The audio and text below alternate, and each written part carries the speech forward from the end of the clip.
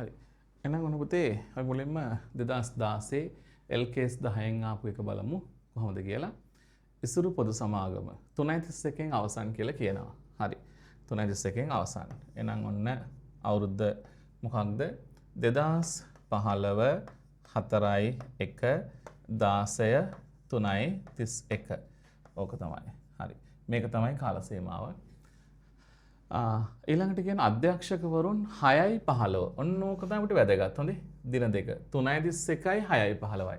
මෝල්ල ප්‍රකාශන නිකුත් කිරීමට අධ්‍යක්ෂකවරුන් අනුමත කරේ 6යි 15.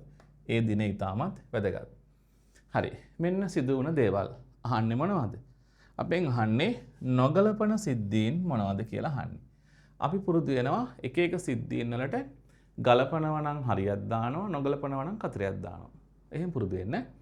මෙන්න A 16:4:15 දින සිට 16:4:15 මෙතන බලන්න 4:15 කියන්නේ මේ කාල සීමාවේ මෙහාට ගිහිල්ලා 4:15 සිට ව්‍යාපාරයේ කොටසක් වසා දැමීමේ සැලැස්මක් නිවේදනය කරා. මෙමගින් වාර්ෂිකව 600ක් ඉදිරි කිරීමට අපේක්ෂා කෙරේ. 3:31 දිනට පැවති තත්ත්වයක් නොවේ. 3:31 දිනට පැවති තත්ත්වයක් ගැන සාක්ෂි සපයනෙකුත් නොවේ.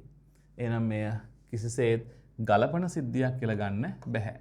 නොගලපන සිද්ධියක්.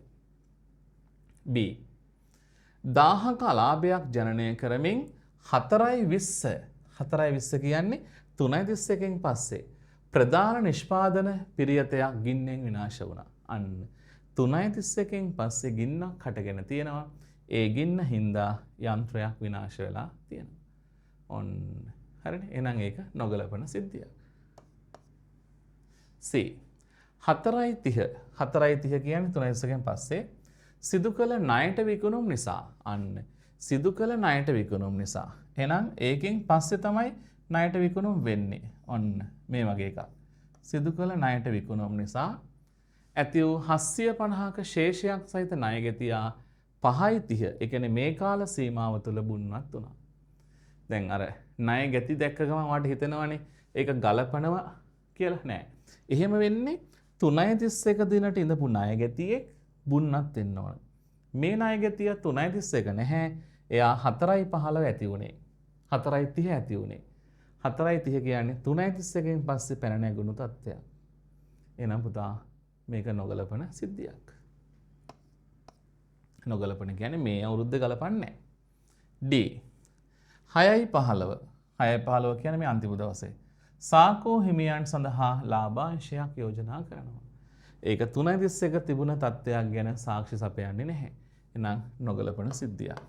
සිද්ධීන් හතරම නොගලපන. ඒ කියන්නේ උත්තර අංක 5.